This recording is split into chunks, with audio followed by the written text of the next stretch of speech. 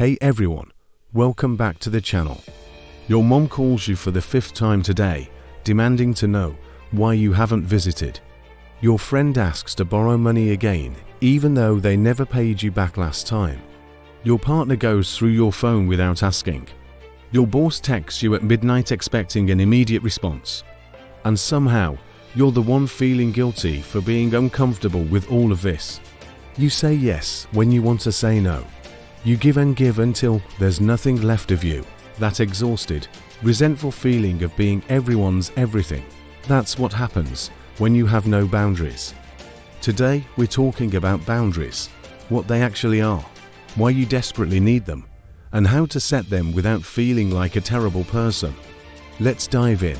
First, let's talk about what boundaries actually are.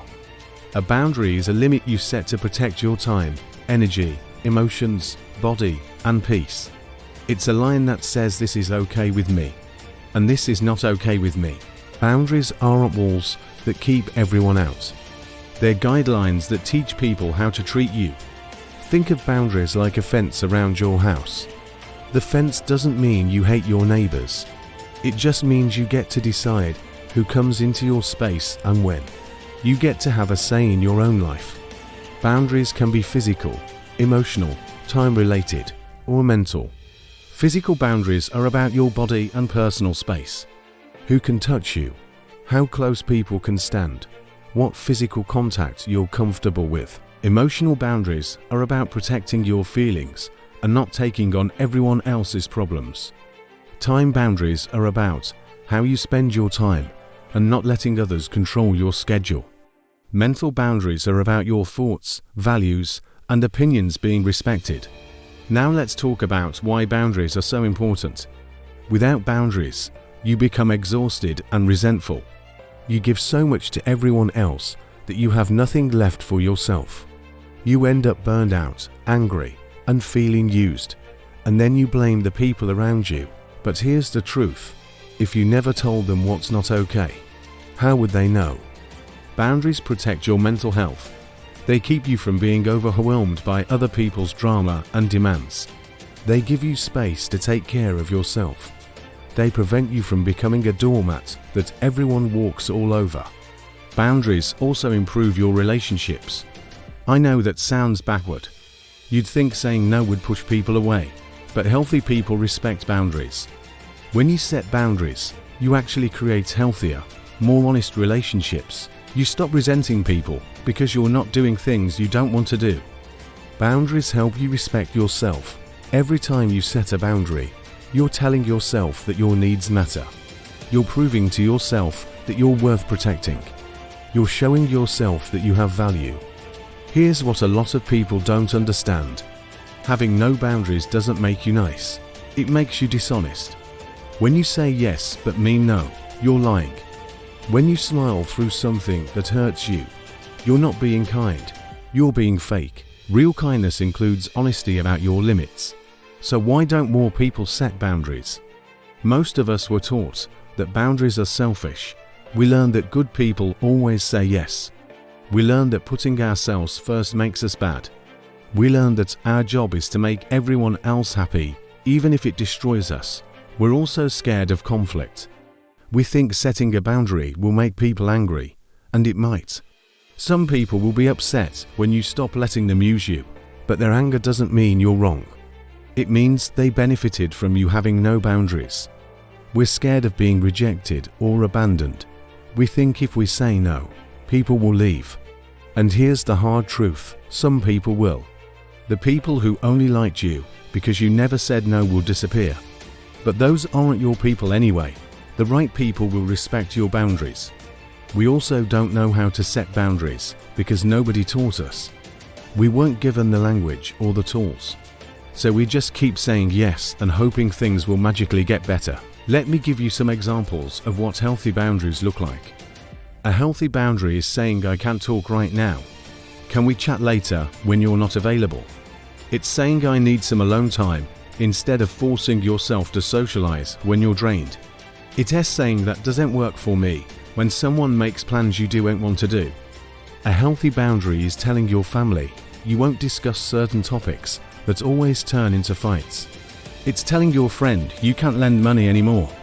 It's telling your partner you need them to ask before going through your things. A healthy boundary is leaving a conversation when someone is yelling at you. It's not answering work emails after a certain time. It's saying no without explaining yourself to death.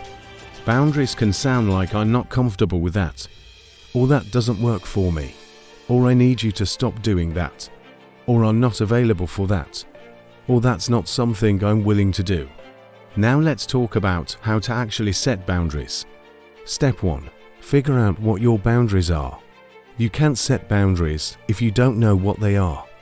Pay attention to what makes you uncomfortable, resentful, or angry. Those feelings are clues that a boundary is being crossed. Ask yourself, what do I need to feel safe and respected? Step 2. Communicate your boundary clearly. Don't hint.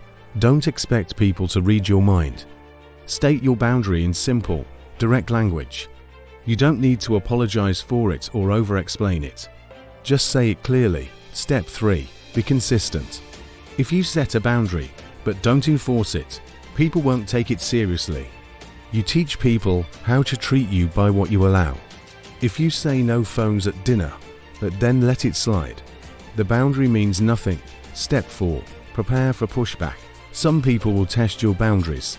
They'll push back, argue, guilt trip, or ignore what you said. This is where you have to stand firm. Repeat your boundary calmly. You don't have to justify it or debate it. Step 5. Follow through with consequences. If someone repeatedly violates your boundary after you've been clear, there need to be consequences. Maybe that's ending the conversation. Maybe it's creating distance in the relationship. Maybe it's cutting contact completely. Boundaries without consequences are just suggestions. Let me tell you what boundaries are not. Boundaries are not about controlling other people.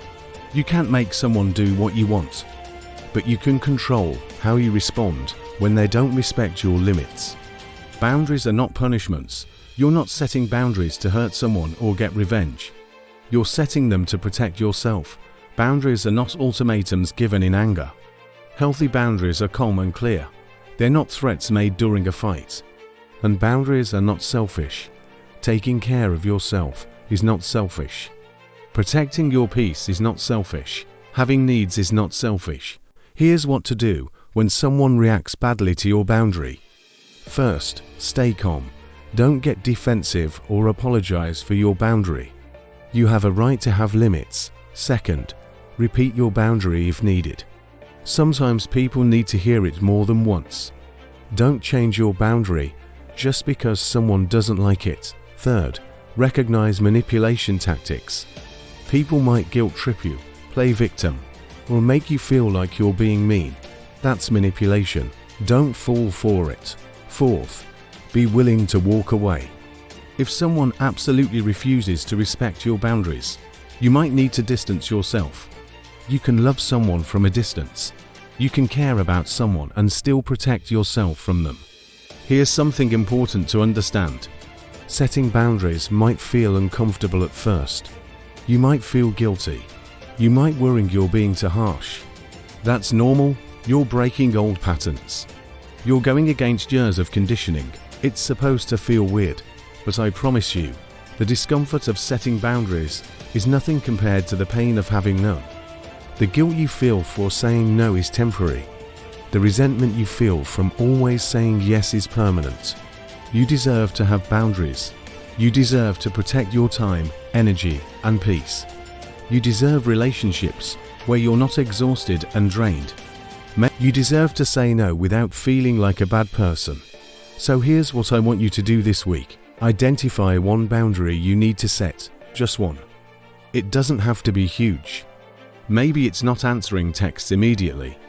Maybe it's saying no to plans you don't want to do. Maybe it's asking someone to stop commenting on your body. Then, set that boundary. Use clear, simple language. Don't apologize, don't over-explain. Just state it and stick to it. See how it feels. Notice if the sky falls. Spoiler alert, it won't. Most of the time, people will respect your boundary and move on. And if they don't, you'll know who's worth keeping in your life. Boundaries aren't about being mean, they're about being honest. They're about respecting yourself enough to demand respect from others. They're about building a life where you're not constantly depleted. You can be kind and have boundaries. You can be loving and have boundaries. You can be generous and have boundaries. In fact, you can be all those things better when you have boundaries, because you're not running on empty. If this video helped you, hit that like button and subscribe. Drop a comment and tell me one boundary you need to set. Let's normalize protecting our peace. Remember, boundaries aren't walls, they're bridges to healthier relationships. Until next time, protect your peace and know your worth.